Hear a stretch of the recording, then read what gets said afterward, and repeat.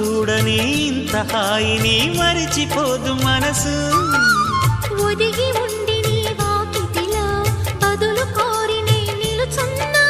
దారి తెలియని చీకటిలో వెలుగు చూసి కాదంటానా.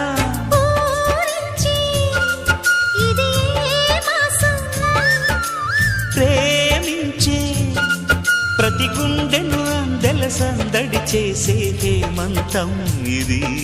మన సొంతం అయినది. కిలకిల నవ్వే కోయిల కోసం వచ్చింది మధుమాసం. మిలమిల